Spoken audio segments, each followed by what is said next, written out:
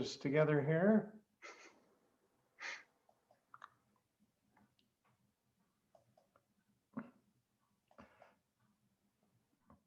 Welcome to the Malcolm Renfrew Interdisciplinary Colloquium. It is Tuesday, May the 4th of 2021. And those of you who have been regular attendees know that I always like to use one of my favorite words at this point of the semester. This is the penultimate presentation of the semester, the next to the last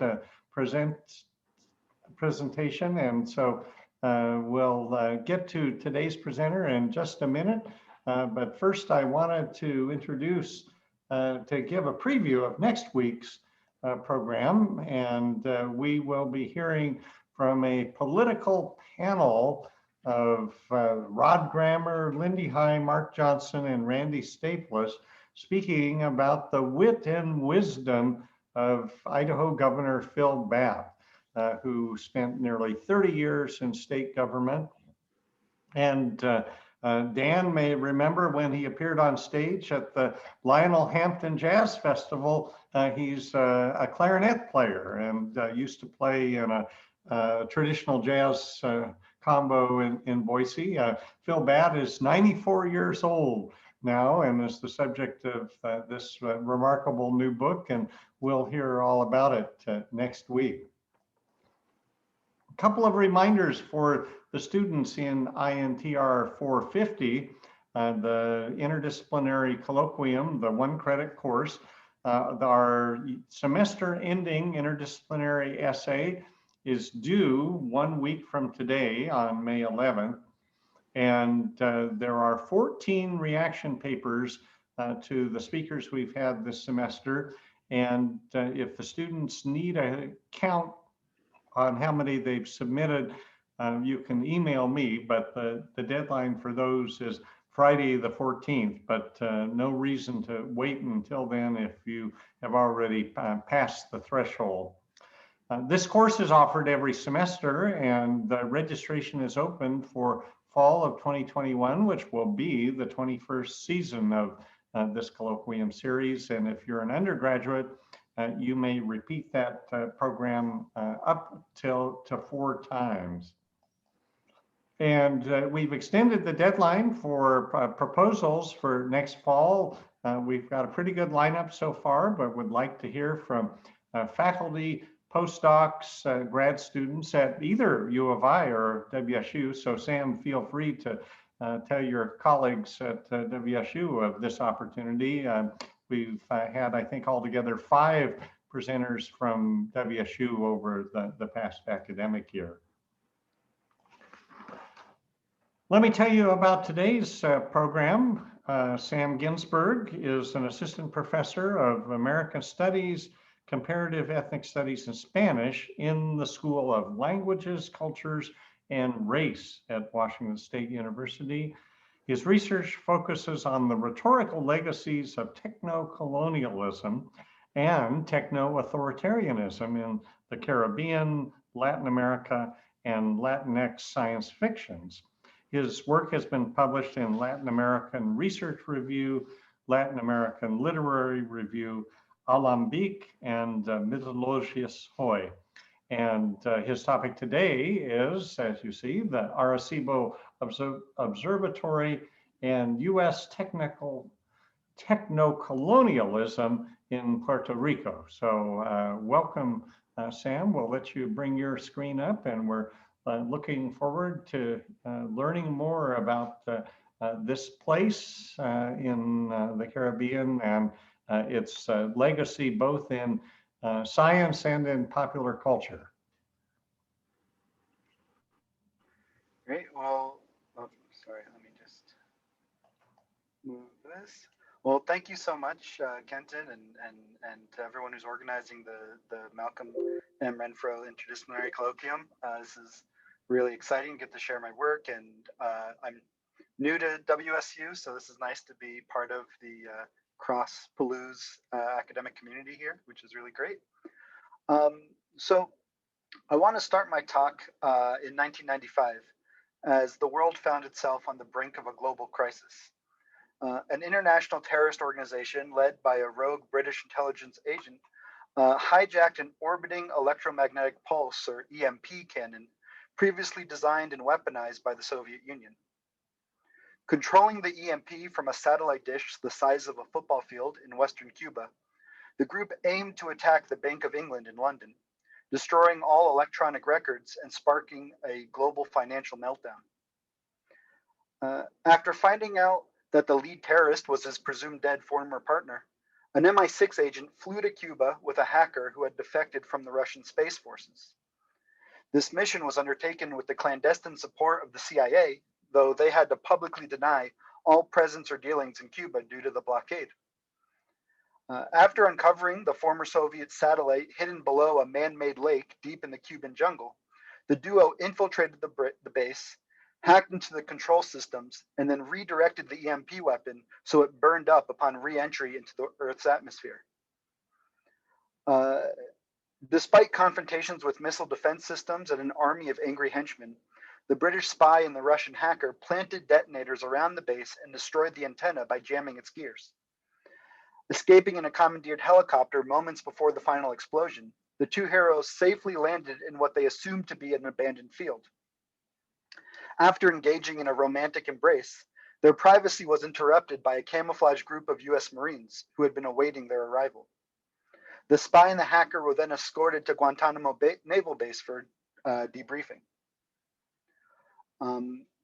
If you haven't guessed by now, this is actually the plot from the end of the James Bond film GoldenEye, directed by Martin Campbell and starring Pierce Brosnan and Isabella Scorupco as the lovers/heroes.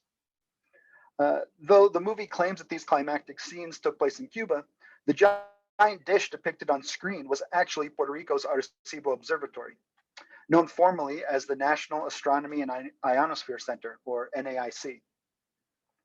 Filming in Puerto Rico in the mid-1990s offered fewer logistical issues for the British-US production than actually going to Cuba, and a generic Caribbean landscape proved more important to the filmmakers than any specific details about the area or people. As Matthew David Goodwin has pointed out, the NAIC has also been featured in other films and series, including a 1994 episode of The X-Files, in which Agent Mulders and Scully investigate messages supposedly sent to the observatory by aliens, and the 1997 film Contact, again about the possible discovery of extraterrestrial life, but also involving a character played by Matthew McConaughey, researching the effects of technology on, quote, third world cultures.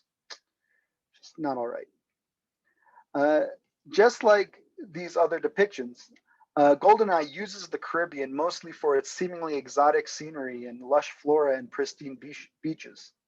Even the army of henchmen protecting the base is full of Russian accents, while Spanish is notably absent. The image of a giant metallic dish emerging from the underwater at the behest of Russian and British bosses harkens back to the Cold War era conceptions of Cuba as a powerless Soviet satellite, a place where, harking back to the Cuban Missile Crisis, dangerous technology can be stored but not controlled.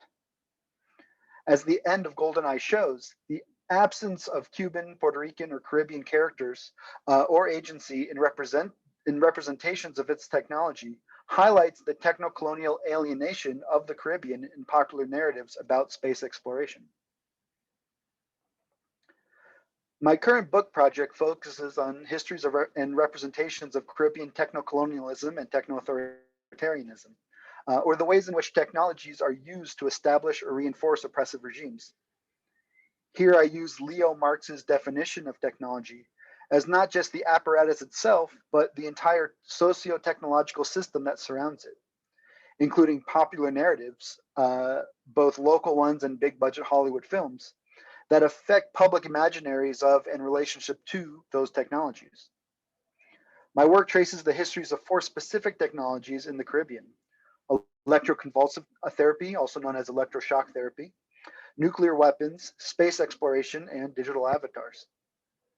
I then use those histories to analyze the rhetorical legacies of these technologies in contemporary science fiction texts from Cuba, Puerto Rico, the Dominican Republic, and their respective diasporas. by authors like Rita Indiana, Pedro Cavilla, Eric Mota, and Yoss, among others. And here you can get an idea of how I organize the book and then which authors I talk about in each chapter. This line of research, specifically on the Arecibo Observatory, has grown out of my chapter on space exploration. I'm incredibly thankful to the wonderful librarians and archivists at Rice University's Woodson Research Center who have scanned and sent me documents from the William Gordon papers during the pandemic. However, it has become increasingly clear that there's so much more archival work and research to do, and that this project is much bigger and more exciting than what I had originally thought. So what I'm presenting today are just my initial findings that I hope to build on in the future, especially when it's safer to travel to the archives. Until the end of last year, the NAIC had been an invaluable venue for astronomical, atmospheric, and planetary radar research, including the discovery of the binary pulsar, which led to two Princeton researchers winning the Nobel Prize in Physics in 1993. The observatory, including its 1,000-foot radio telescope, was officially opened in 1963 and overseen by Cornell University's William Gordon, hence my interest in the William Gordon papers at Rice.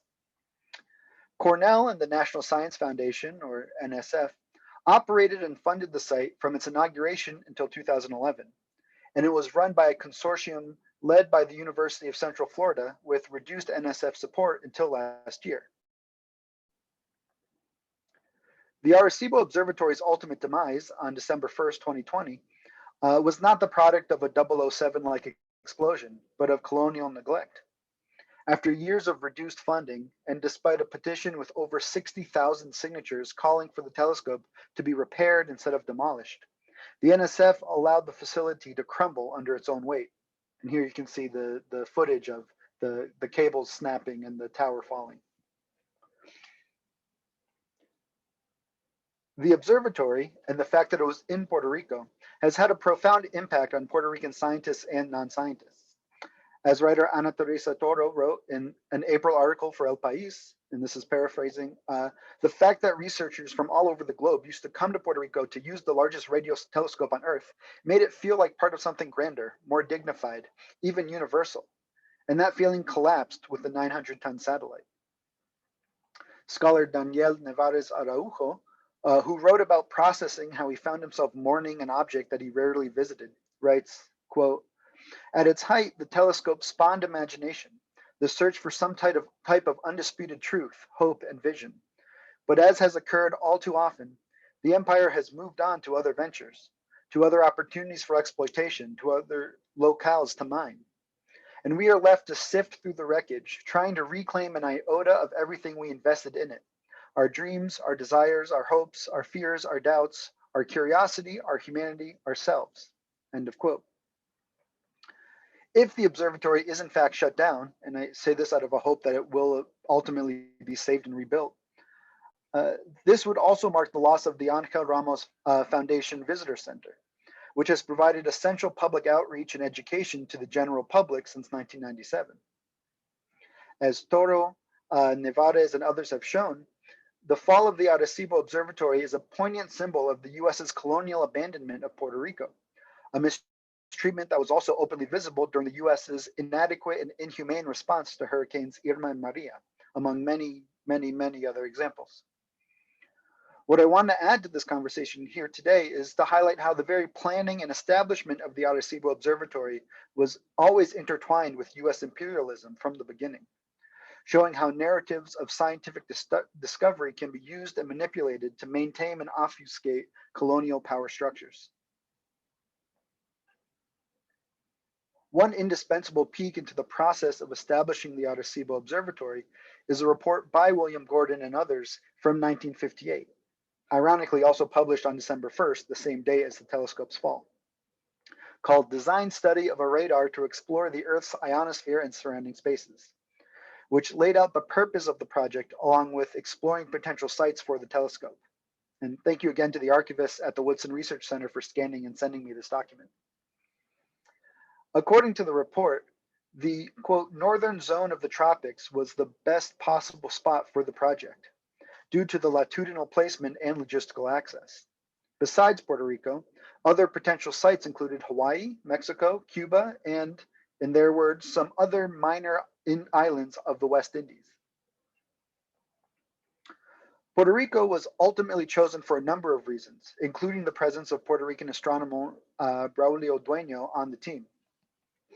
According to Gordon's report, it also helped that putting the telescope in Puerto Rico would be about $200,000 cheaper than putting it in the southwestern US, mostly because northern Puerto Rico's belt of coral limestone with bowl-like sinkholes would reduce the need for excavation for placing the dish.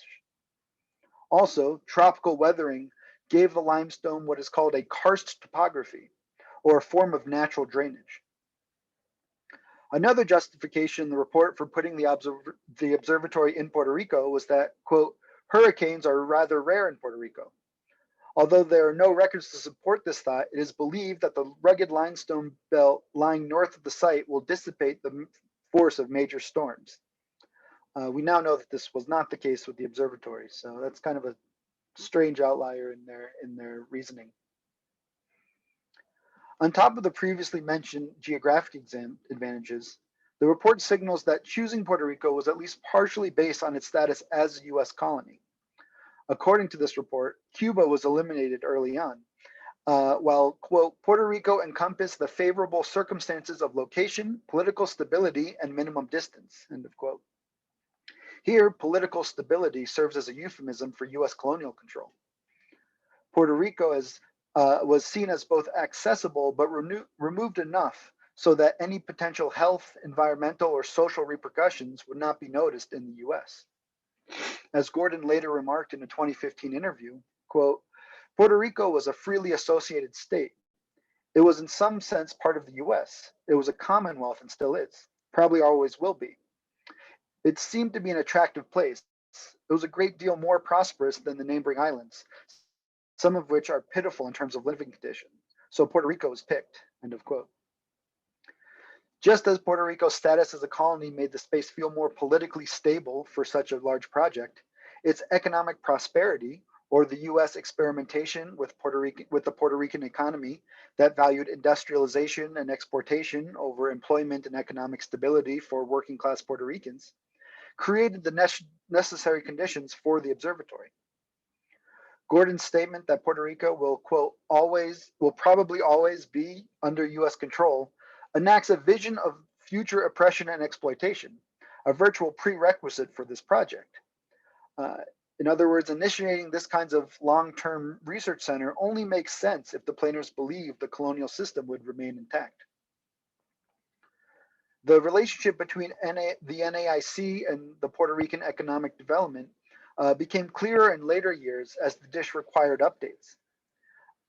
Daniel Altschuler, a Uruguayan physicist who served as the director of the NAIC from 1992 to 2003, recounts a massive upgrade project originally deemed necessary in 1969, but not funded until 1972, that required building of an entire factory just for fabricating aluminum panels. Quote, a total of 227 miles of this material was used, enough to build a railing all around the island of Puerto Rico. The completion of this upgrade was celebrated on November 16, 1974, and the ceremonies included the now famous Arecibo message, which represented an attempt to communicate with extraterrestrial life through radio waves sent from the observatory. As the point of this message was more about showcasing technological advancements and less about actually communicating with aliens, it is important that we contextualize these symbolic scientific achievements with the colonial circumstances and with those Puerto Rican factory workers that made it possible. Much like the ending of GoldenEye, Puerto Rican people are largely absent from the report outlining the development of the observatory. When reviewing potential sites for the dish, the designers responsible for surveying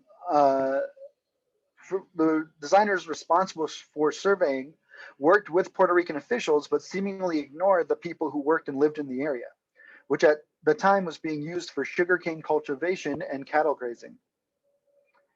In estimating the price of acquiring the land, government appraisers were consulted instead of the actual owners. Quote, no investigation was made as to the ownership, since it was deemed inadvisable to arouse any curiosity with respect to the importance of a particular piece of ground. So they were purposefully not telling them, how valuable this land was because they wanted to get a cheaper price.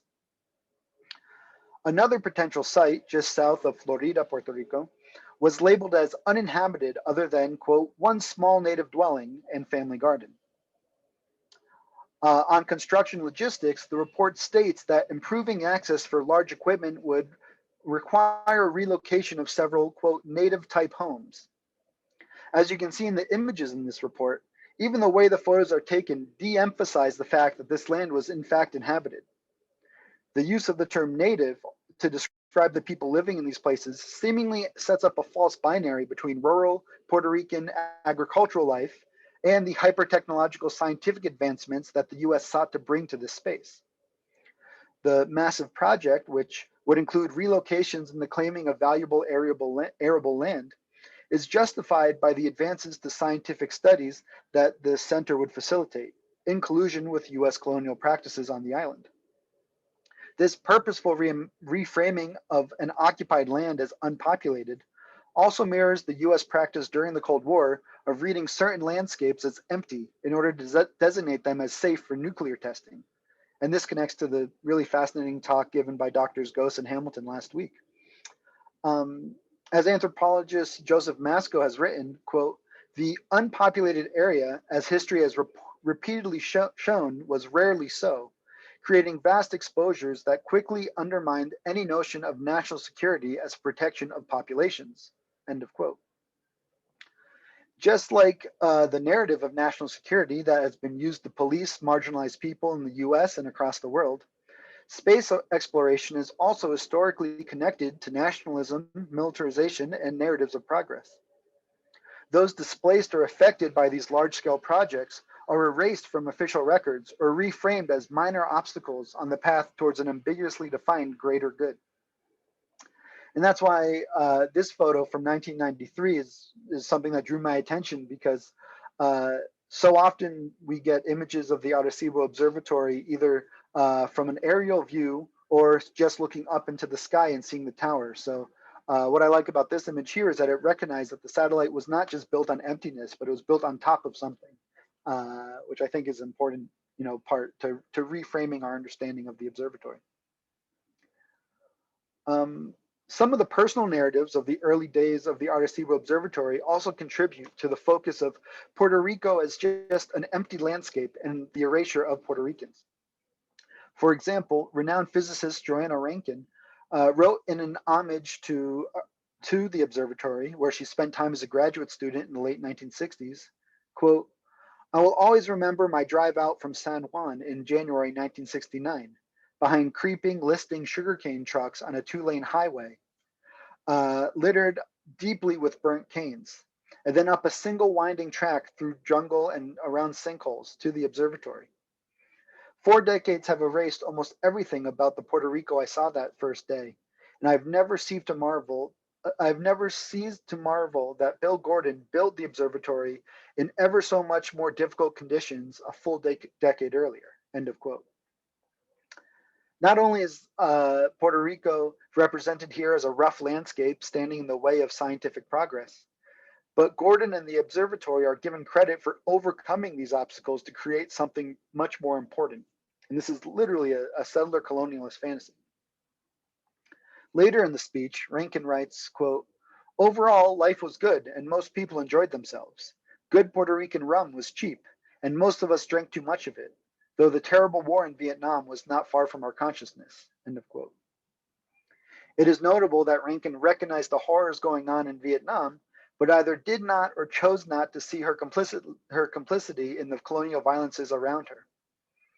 Rankin and her colleagues made great scientific contributions, and the point here is not necessarily to chastise them for enjoying rum, but it is important to understand that the discoveries made at the Arecibo Observatory cannot be totally separated from these kinds of colonizing or touristic understandings of Puerto Rico, which again largely erase Puerto Rican people. One time in the literature about the development of the Arecibo Observatory in which Puerto Rican contributions are mentioned is by astronomer Robert Price, who recalled watching the construction of the disk in the 1960s and said, Very, quote, very impressive. They had all these very strong Puerto Ricans pulling at the cables. It was like some 1930s Mexican mural painting. Labor at its best, all coordinated, pulling at these cables and pouring cement at the same time, and getting the right tension on everything. End of quote. If we can assume that Price is referencing Diego Rivera's murals, such as Detroit Industry from 1933, it seems as if his statement has ironically missed the fact that Rivera's paintings were not in fact celebrating the quality of labor, but about bringing attention to the exploitation of the workers. The development of the Arecibo Observatory can also not be understood outside of the context of Cold War militarism.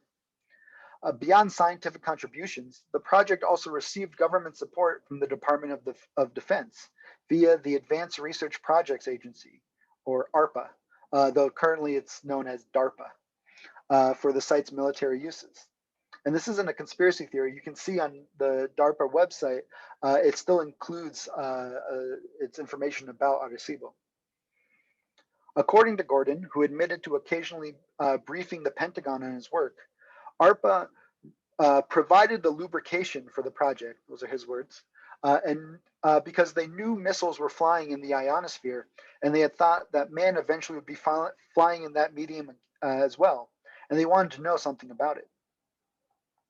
Former NAIC Director Altshuler has also speculated on ARPA's interest in the site in relation to the Soviet Union's successful satellite launches in the late 1950s. Quote, in the wake of Sputnik, it offered a possible way to detect these satellites, which would leave transient trail of ionization as they moved in orbit at the height of some 500 miles, end of quote. This confluence of militarization and space exploration, along with the weaponization of space technologies, has shaped public perceptions of outer space. The US in particular has used moments like the moon landing and the space race with the Soviet Union as symbolic landmarks of American technological and thus intellectual supremacy, as a means of justifying imperialism and militarism. What I believe should be taken from this fact is a deeper understanding of the ways in which nationalism and scientific research can work off of each other. That when we imagine science as something pure or objective and outside of political forces, we ignore the historical and present examples of science being weaponized both domestically and globally. The debate then becomes whether projects like the construction of the Arecibo Observatory should be read as scientific institutions taking advantage of US military resources in order to fund their ideas, or as military institutions manipulating the rhetoric of scientific discovery and national security in order to justify state surveillance and increase support for the military-industrial complex.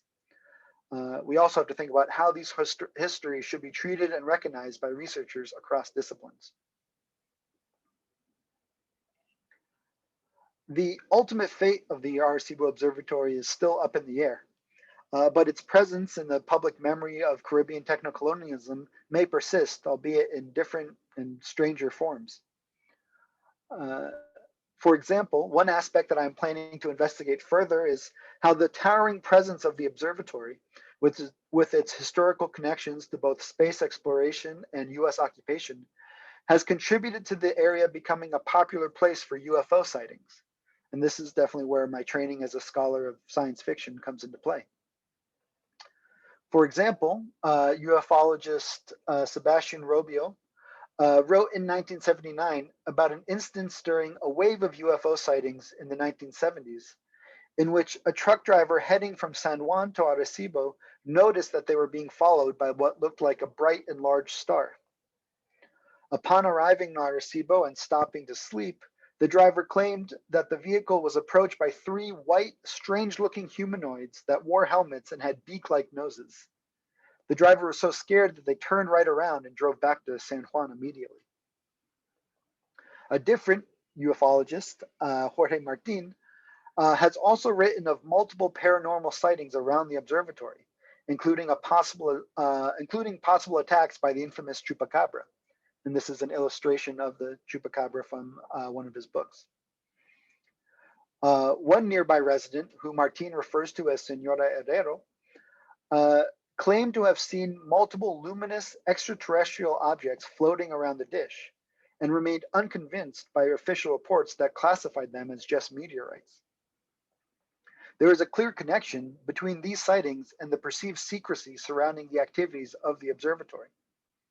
According to Senora Herrero, her dear friends that work at the radio observatory have told her that they've been ordered by officials to not talk about those types of incidents because it is, quote, something very secret. Here, the fear and secrecy surrounding possible extraterrestrial events are more relevant than whether or not they actually occurred, at least in terms of my research, which basically means that I care more about that the narratives exist than whether or not the UFOs were actually seen. What stands out to me is the link between symbolic sites of US colonial control in Puerto Rico and the frequency of alleged UFO sightings. Along with the Arecibo Observatory, other locations of UFO sightings include the former Roosevelt Roads and Vieques naval bases, along with El Yunque National Forest, where the presence of the USDA Forest Service has brought up debates over jurisdiction and Puerto Rican environmental sovereignty. So I think the next question is, what do we do with all of this information? While I'm still trying to figure this out, I do have some proposals. For the field of science, understanding and acknowledging these histories could serve as a first step towards decolonizing, if that's possible, scientific research and thinking. As the theoretical cosmologist Chandra Prescott Weinstein has written in her recent book, The Disordered Cosmos, and this quote is from when she was talking about the possibility of being invited to do research at a lab in Hawaii. Quote, there is a strange contradiction among scientists. Science is supposedly about asking questions, except about scientists and how science is done. Indeed, scientists are acting unscientifically when they do not acknowledge the history, philosophy, and sociology of their fields, which would help them understand how scientific research results have been used, abused, and imposed on people who are perceived as subhuman or unimportant.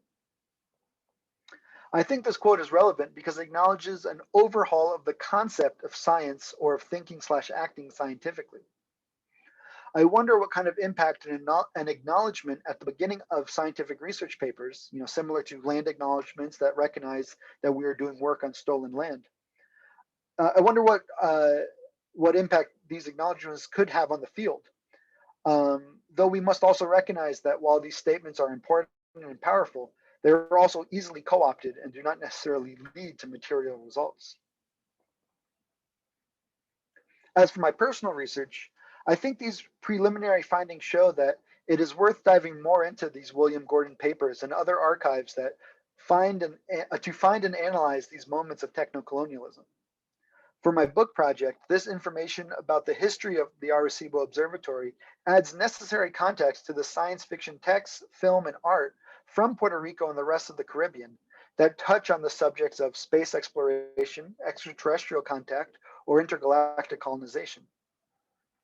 Some examples from Puerto Rico include the 2016 film Extraterrestres by director Carla Cavina, Luis Othonio Rosa's novel Caja de Fractales, which has been translated into English as Down with Gargamel, and the art project Coconuts in Space by the recently passed Adal. This last project imagines the Apollo 11 mission arriving on the moon only to find out that a group of Puerto Rican astronauts had beaten them to the historical landing, highlighting the fact that a symbolic moment like the moon landing has less to do with US intellectual superiority and more to do with resources and colonial exploitation. All of these texts, and there's many, many more, I'm very happy to give recommendations, engage with a colonial history of space exploration and navigate the rhetorical legacies of these technologies in ways that uncover and question narratives that link technological and social progress. While the fall of the Arecibo Observatory is a tragedy brought on by colonial neglect, its construction is a reminder of how science exists within political, social, and economic contexts, and how scientific rhetoric and the quest for knowledge can be manipulated to hide historical violences. So thank you all so much for your time today. I really appreciate you all being here, and I'm really looking forward to answering your questions.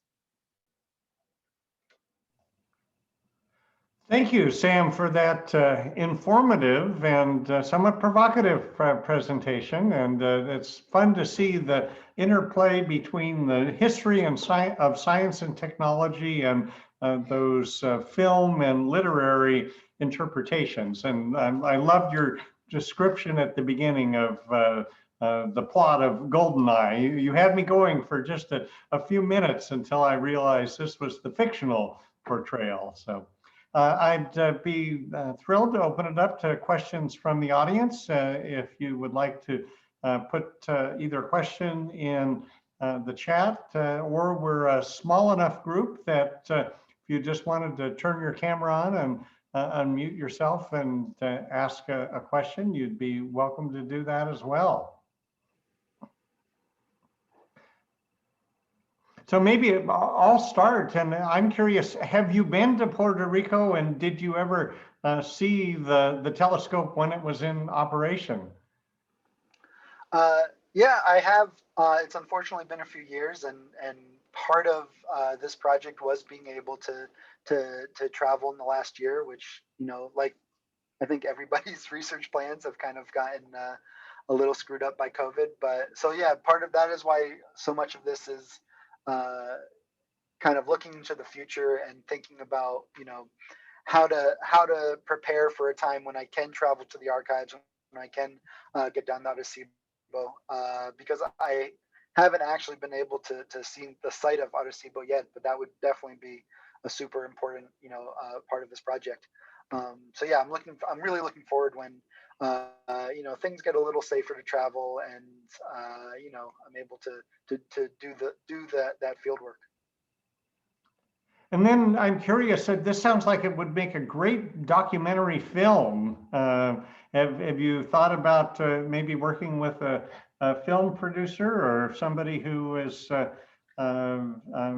maybe an indigenous filmmaker in Puerto Rico who would like to document this story? No, I think that would be really great, and I mean, it would. I mean, obviously, it would definitely be important to partner with or kind of, you know, support you know, Puerto Rican people who would want to do this work, because, you know, it is. I'm still an outsider as a researcher, and I wouldn't want to kind of get in the way, even though I do feel like I have something of a you know, a personal interest and connection to this story. But yeah, I mean, I do think it's fascinating, and what has been fascinating was seeing all these really strong reactions to the fall of the telescope. The essay I mentioned by Daniel Nevares, he talks a lot about as a Puerto Rican person, you know, he's like, I very rarely visited the satellite.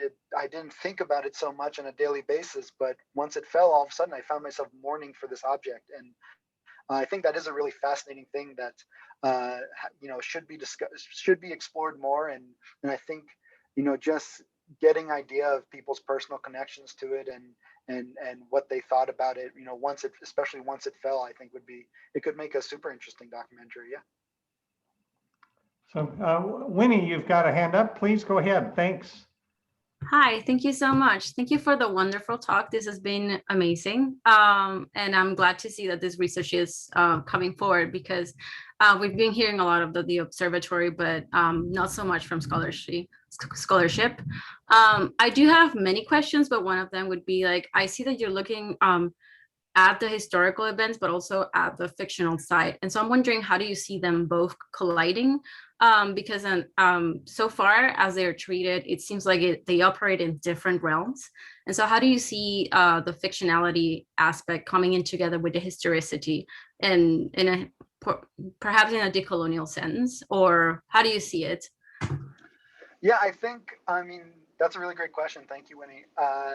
I think a big part of how I frame it in my work is that my goal is to kind of show that, you know, despite the fact that we think of, you know, space exploration and science and scientific research as very apolitical and kind of objective and searching for truth, that it is always kind of intertwined with nationalism, with colonialism, with militarism, and all of the texts that I look at that kind of have alternative visions of space exploration, they're thinking about it they're trying to imagine a future of space exploration that isn't about colonialism. That like I mentioned Harris Durrani's.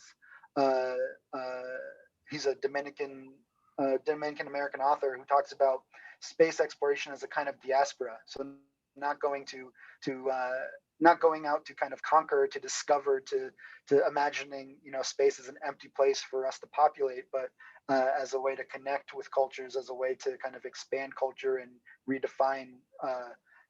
As it's in his story, it's kind of defined as an anti-colonial act. So I think, and the same thing with like Luis Othoniel Rosa's novel Caja de Fractales. No, he's talking.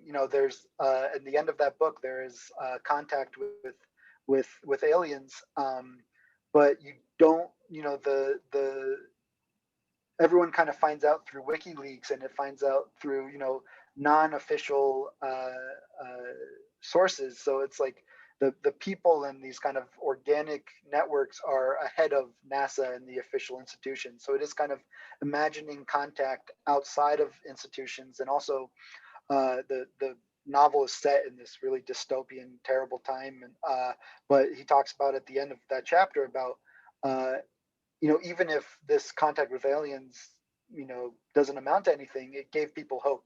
So it kind of does open up this idea of alien contact not having to be surrounded by the military and by the state, but something that can be directly for the people and kind of bring them together. Because that's kind of how I frame how these science fiction texts kind of interact with and kind of try to push back a little bit on this very nationalistic and militaristic history of space travel. So good. Winnie, do you have a follow-up, or anyone else in the audience want to pursue any of those angles?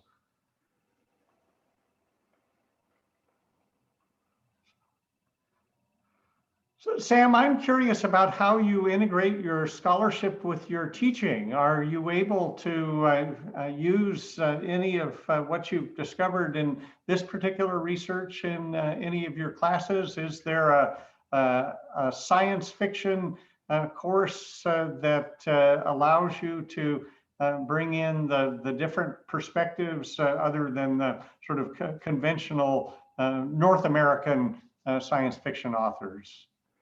Yeah, that's a great question. I've actually gotten to use a lot of this stuff in my classes. Last semester I taught, it was kind of a Cuban history class through science fiction.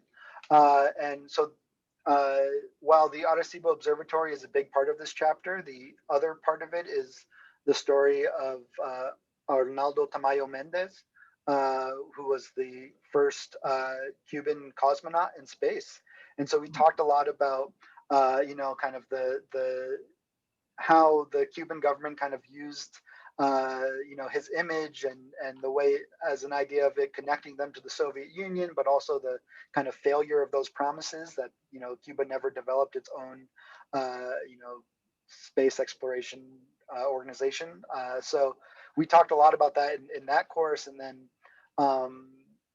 one of the movies I mentioned at the very end, Extraterrestres, is also it's on my syllabus for my Latinx film class in the fall. So yeah, it's what I found is that, and kind of part of the reason I got into science fiction as a research topic is that I think it lends itself very well to very, very big conversations about colonialism, about humanity, about the effect of technology in our lives.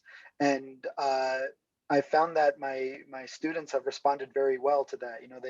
It can be, some students can jump into big conversations no problem, and that's great, but others it's nice to start the conversation about robots and aliens and lasers and all these things, and then after a couple minutes you realize, wait, we're talking about a history of colonization. We're talking about the U.S. occupation of Puerto Rico. We're talking about the Cold War and the ideological battles between Cuba and the U.S. So I think it's been a really nice entry point to really big, important conversations with my students. Anna, your hand is up. Please go ahead and ask a question. Hi, Sam. Thanks for that talk. It was really fun to see about the observatory. I did my dissertation work in Puerto Rico, and that was one of the places that we got to go on a regular basis. We did our work right outside of Arecibo, so it was pretty fun. I'm curious, in having this thing that is, has some elements of this techno-colonialism, but also something that some of the people in Puerto Rico are so proud of, how do you balance these seemingly contradictory, it's good, but it's also bad, and there are so many different reactions to the observatory, and how does that come in? And I can see this also being a way to open up big, interesting conversations with your students about like what is good and what is bad, and how things aren't necessarily a clear dichotomy. Mm-hmm. Yeah, no, I think especially, from being someone who's taught like, for a while about Cuba, it's I've gone away from this idea of good versus bad, because it's always way more complicated than that. And so that's why, I think that's why it is really fascinating that, this is like a symbol of pride. Really incredible scientific discoveries have been made there. And, people are understandably very upset that this satellite, was kind of abandoned by the NSF. But that it still has its history. I guess I think it does really open up, like you said, a really interesting conversation, that we can't look at things as good or bad, that we have to understand that, all these things are very complicated. And, the idea, and then that's kind of why, and I'm not sure how I feel about this idea of like the acknowledgement that I talked about at the beginning of scientific research papers, because the idea is not to get rid of all that research. The idea is not to say that, oh, okay, all these physicists who either knowingly or unknowingly were complicit in this colonialism. I think the important thing is, if we recognize it and if we say that, okay, we need to think about these things as part of thinking scientifically, I just think it is better for the field of science, and for the field of astrophysics or astronomy, and for everyone involved. I just think it does give a more complicated and richer and more realistic understanding of what is actually going on there, which is important. Are there other questions, comments, responses? Go ahead, Winnie. Yes, please. Hi, yes, I have a follow-up question. I really like that idea of like the connection with the community, because I'm thinking that for the most part, the observatory was mainly ignored by the communities around up until it collapsed. Everybody knew it happened. It was there, and it made incredible scientific discoveries, but it was like those discoveries were never really put for the communities. They were just like more overall for science, kind of like in a general sort of sense. And I'm wondering how, if you're thinking of maybe exploring that sort of nationalism, there's sort of like that connects like a pride in the nation, but in the United States nation, rather than Puerto Rico, because it seems like we're all very proud of it, but also it was a US thing really, and it didn't really have any repercussions or not like a lot of repercussions on the communities that were besides it. So I'm wondering that I feel like it would be like an interesting intersection into nationalism or US nationalism in Puerto Rico, and I'm wondering if you're thinking of addressing it, or what do you think about it? No, I think that's a really good point. And I did try to mention that, this was very much connected to, possible military operations, and it was very connected to the space race and Sputnik, and wanting to kind of catch up with the Soviet Union. And this is also, a project very much in the future, but that was also kind of what I was getting at with the subject of the UFOs, that the UFO sightings happening specifically around these kind of very symbolic places of U.S. colonial occupation.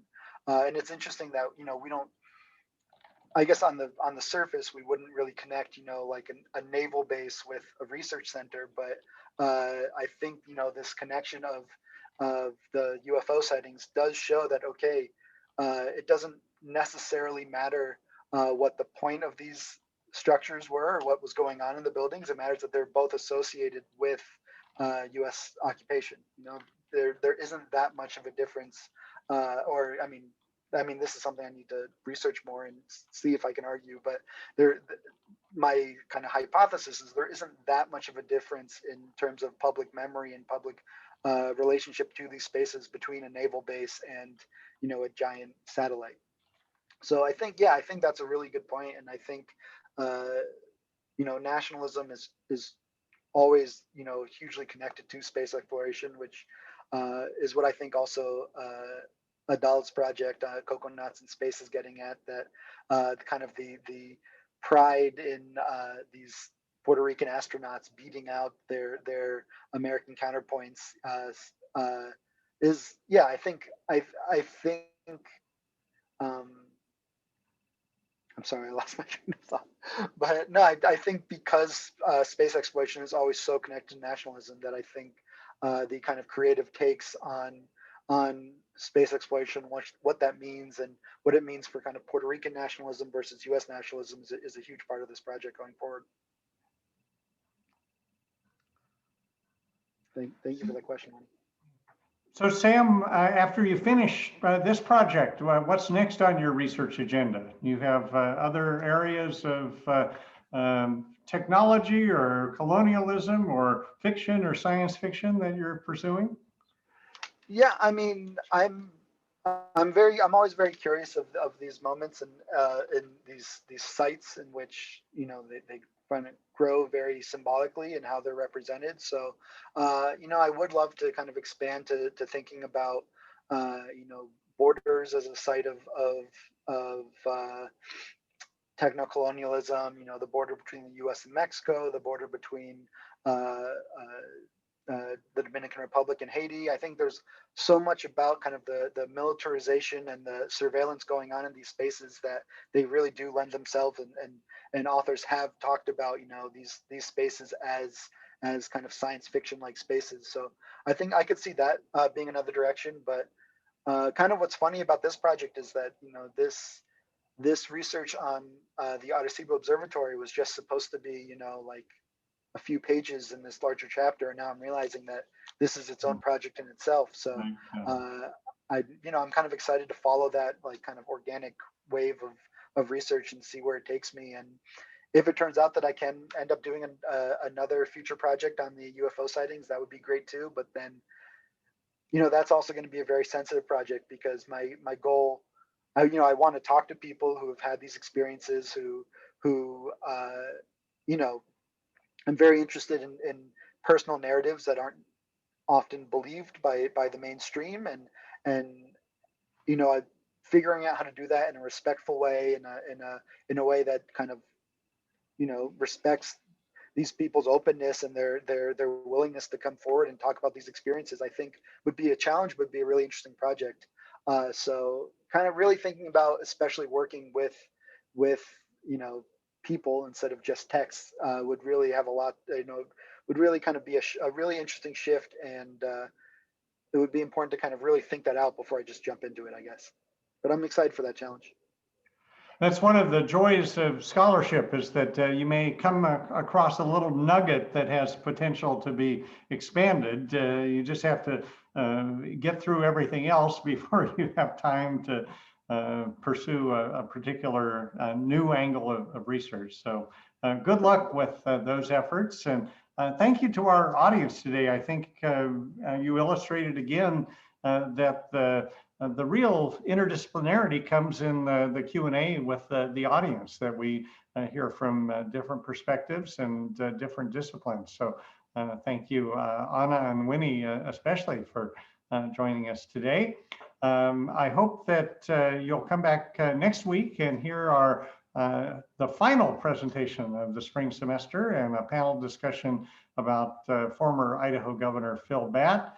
And before we let our guests leave for today, I'd like to invite the rest of the audience to go ahead and turn on your camera and give Professor Ginsburg a virtual round of applause, or just go ahead and put that hand up in the Zoom. So it's been fascinating way to spend an hour, and good luck to current students at U of I, WSU, and elsewhere on final exams. WSU this week, U of I next week. Stay healthy, and hope to see you all next week for the final presentation of the semester.